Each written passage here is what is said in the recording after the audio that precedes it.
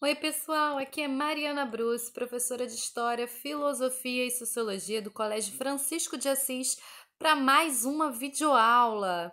Hoje a gente vai começar o nosso ciclo de estudos sobre filosofia, retomando alguns aspectos principais da filosofia clássica.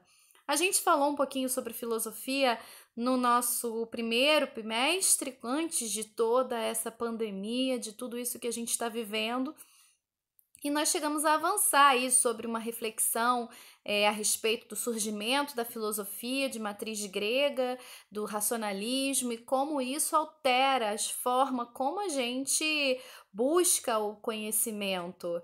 É, a gente falou sobre os pré-socráticos, sobre a ruptura com o pensamento mitológico, de que maneira a filosofia inaugura uma nova era porque vai lançar questões que as respostas vão ser construídas a partir da utilização da razão, dos argumentos racionais, da lógica, escapando, portanto, daquelas respostas absolutas providas pelo pensamento mítico. Então, para retomar o nosso ciclo de reflexões sobre filosofia, a gente vai começar a nossa discussão aqui com um dos caras que é considerado um divisor de águas nesse processo, que é o Sócrates. Em algumas turmas a gente já havia conversado sobre ele, mas agora a gente entende que é importante voltar um pouquinho para alinhar com todas as turmas e a partir daí a gente avança para as principais referências disso que eu estou denominando aqui como filosofia clássica, que diz respeito basicamente às principais contribuições desse período inicial do pensamento filosófico, sobretudo ali no campo do mundo grego ocidental. E que tem o seu eclipse, digamos assim, lá no helenismo. Então, para a aula de hoje, a gente vai conversar um pouquinho sobre Sócrates, sua polêmica com os sofistas e também alguns aspectos da filosofia de Platão, que foi um dos seguidores de Sócrates. Beleza? Então, em relação a Sócrates e os sofistas, é importante a gente entender aqui o contexto que isso se dá. A gente está falando principalmente ali do final do século V até o século IV a.C.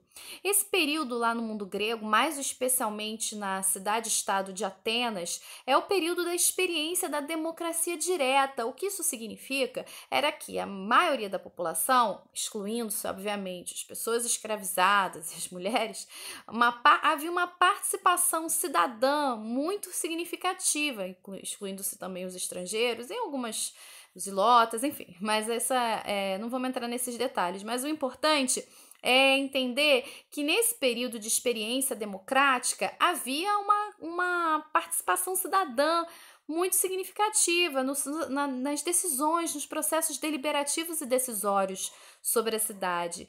Então, esse espaço se tornou também um espaço fértil para o desenvolvimento desse pensamento filosófico. Por que Sócrates é considerado um divisor de águas na história da filosofia? Em primeiro lugar, ele traz as reflexões filosóficas para o homem, para as questões humanas, para a atividade política, para as questões éticas, para os valores, para, enfim, questões que dizem respeito ao ser humano. Então, ele rompe com os pré-socráticos na medida em que esses filósofos eles estavam mais preocupados em estudar o princípio das coisas, a busca pelo arqueu, os fenômenos da natureza, a essência, né, da natureza, os aspectos mais voltados para essa direção. O Sócrates traz o centro de reflexões para o homem, o que é justiça, o que é felicidade, o que é paixão, entre outras coisas. E é esse o momento que é considerado também o apogeu da filosofia grega. Então, vamos entender melhor quais são as principais contribuições de Sócrates para a filosofia clássica. Sócrates nasceu em 1470 e foi condenado à morte em 399 a.C. Ele foi um filósofo grego que revolucionou o pensamento ocidental, como eu falava anteriormente, e ao contrário da maioria dos filósofos antigos, que para se dedicarem ao ócio filosófico deveriam possuir posses para não precisar trabalhar, Sócrates era filho de um artesão e de uma de uma parteira que exerceu o ofício do pai na sua juventude, ingressou em campanhas militares em guerras e que, enfim, não vivia esse luxo e esse conforto e todos esses privilégios que a boa parte dos filósofos daquela época viviam. E reza a lenda que Sócrates uma vez foi acompanhar o seu irmão numa consulta ao oráculo, quando seu irmão perguntou quem era o homem mais sábio do mundo. E o oráculo respondeu: ora, o homem mais sábio do mundo é esse que está ao seu lado. O irmão do Sócrates olhou para o Sócrates, surpreendido com aquela afirmação, não entendeu absolutamente nada. Como assim eu sou o homem mais sábio do mundo? A única coisa que eu sei é que eu não sei de nada. Então, ele saiu de lá muito intrigado a entender por que o oráculo havia falado aquilo. E foi em busca dos grandes sábios da antiguidade. E ele interpelava esses sábios em praças públicas, questionando os seus conhecimentos. E nesse processo de questionamentos e de interpelações, ele ia constatando que ele era realmente mais sábio do que aquele outro, porque pelo menos ele reconhecia a sua ignorância. E aí está a base do método socrático. Sócrates, ele contribui muito para a história da filosofia, porque ele cria um método para o processo filosófico. O método socrático, também chamado de maiêutica. Lembra que eu falei que o Sócrates era filho de uma parteira?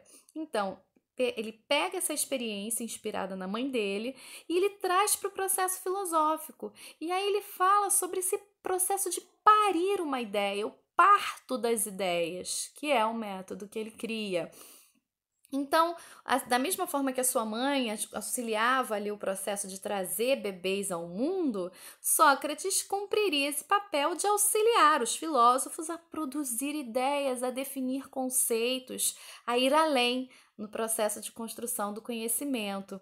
Então, as ideias não vinham do Sócrates, a sabedoria do Sócrates não era possuir a resposta. A sabedoria do Sócrates era conduzir para que as pessoas fossem capazes de construir essas respostas. Então, esse foi um salto importantíssimo no processo filosófico e esse legado segue vivo até hoje para a filosofia de forma geral. Então, as pessoas, quando conversavam com ele, passavam por esse método, né? Que era basicamente um método construído na base ali do diálogo. Então, as pessoas primeiro identificavam a sua própria ignorância e, a partir dali, elas conseguiam ultrapassar essa condição de ignorância e avançar na produção do conhecimento. Então, o método socrático, como está escrito ali, de trazer as ideias das pessoas, consistia nesses dois passos. A maiêutica, que é essa ferramenta retórica, argumentativa, em que ele ia fazendo várias perguntas sobre a essência de algo, o que é justiça, o que é paixão, o que é amizade, o que é a virtude, o que é a ética e assim por diante.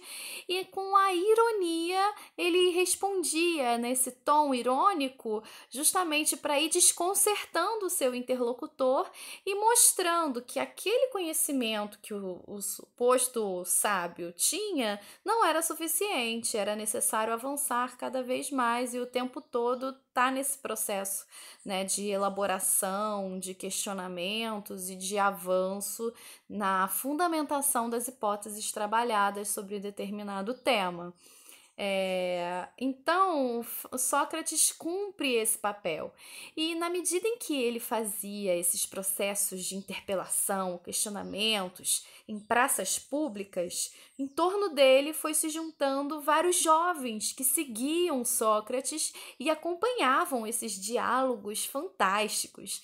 Na verdade, o Sócrates nunca escreveu nada sobre processo filosófico. O que a gente conhece do Sócrates foi escrito por esses jovens que o acompanhavam, e um desses jovens era Platão. As obras do Platão, elas são escritas nesse sistema de diálogos.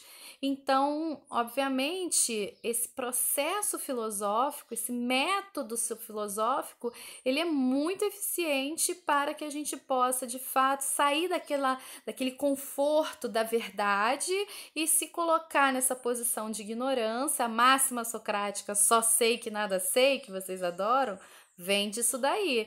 Então, eu sei que eu não sei de nada e por isso preciso procurar saber, preciso ir em busca do conhecimento.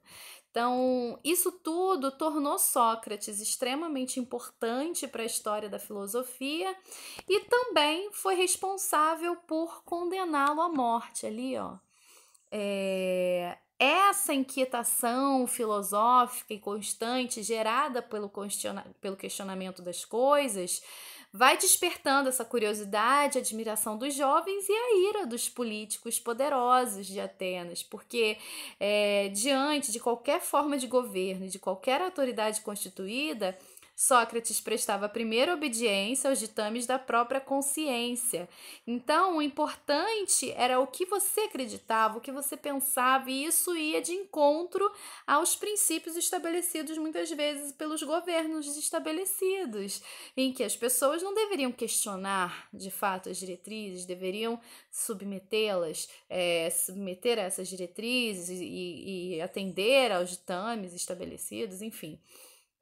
Com esse processo de questionamentos constantes, de gerar um pensamento crítico, de entender que cada pessoa é capaz de produzir conhecimento, de pensar, de parir uma ideia, isso foi considerado extremamente arriscado e perigoso, e Sócrates acabou sendo condenado por corromper a juventude na época. Então, tudo isso demonstra como a filosofia pode ser perigosa, como esse processo de compreender que as pessoas são capazes de pensar, elaborar, produzir, definir conceitos é extremamente perigoso para a ordem vigente. E Sócrates morreu por isso, e talvez isso tenha se tornado tão traumático naquele período e que tenha gerado todos esses desdobramentos que acabaram se consolidando como o que a gente define aqui como filosofia clássica, né? Muito bem. Agora, o Sócrates, ele contrastava bastante com os sofistas. Quem eram os sofistas? Os sofistas, eles eram professores itinerantes que percorriam as cidades ensinando, mediante um pagamento, a arte da retórica às pessoas interessadas. Lembra que eu falava sobre um ambiente de transição para a democracia e tudo mais? Então, era muito importante que as pessoas soubessem argumentar, defender suas ideias, sustentar as suas verdades. E aí, nesse sentido, os sofistas, eles contribuíram com isso. Então, eles auxiliavam as pessoas a conseguir sustentar as suas ideias no debate político. Então, introduziam o cidadão na vida política. Esses professores, na realidade, tudo que a gente tem deles são alguns fragmentos e citações, não há um conhecimento filosófico profundo, é muito mais no aspecto da técnica, da retórica, da argumentação, que eles se destacam. E por isso, uma das características dos sofistas era justamente que eles não estavam comprometidos com a produção do conhecimento, com a definição do conceito. Por isso que eles são considerados relativistas, porque não importa o que você quer defender, o que você quer sustentar no debate público. O que importa para os sofistas é como você vai fazer, como, a técnica que você vai utilizar. Então, esse é o mais importante aí na contribuição dos sofistas. Sofistas originalmente significaria sábios, mas justamente por eles não estarem comprometidos com a busca pela verdade, eles acabaram ganhando também um sentido de desonestidade intelectual, principalmente por conta das definições dadas por Aristóteles, Platão. Platão, como eu falei, foi seguidor de Sócrates, Aristóteles foi aluno de Platão, e dentro disso a sofística foi se colocando como um campo do conhecimento filosófico que não estaria comprometido com a verdade, que não utilizaria necessariamente argumentos que estivessem comprometidos com a verdade, mas sim que você pudesse sustentar qualquer hipótese, qualquer conteúdo, qualquer conceito. A questão ali era a arte de vencer as discussões, porque para os sofistas a verdade ela seria relativa, de acordo com o lugar e o tempo que o homem está inserido. Então, os sofistas eles se destacam principalmente por essas características. E aí a gente pode pensar dentro dos temas que se destacavam essa questão da oposição entre natureza e cultura, o relativismo, na medida em que eles não tratam da verdade, a questão da existência dos deuses, a natureza da alma. Eles rejeitam questões metafísicas, se destacam pela habilidade de argumentar, pela antilógica. Então, tudo isso é muito importante dentro desse campo dos sofistas. Os mais conhecidos sofistas foram Protágoras de Abdera, Gorgias de Leontinos, Hípias de Elis, Isócrates de Atenas, Licofron, Pródicos e Trasímaco.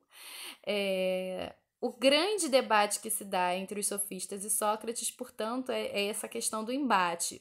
O Sócrates, comprometido com essa definição do conceito através de um método filosófico da maiêutica, a busca pela verdade, e os sofistas mais concentrados na técnica de argumentação, da retórica, no processo de convencimento e que não estariam comprometidos com essa verdade, seriam mais relativistas, né? A verdade é relativa, então o fim não é uma preocupação para esses filósofos, beleza? Então, no vídeo de hoje, a gente fica por aqui e na próxima aula a gente dá continuidade com o pensamento filosófico de Platão. A gente se vê. Beijo, tchau, tchau!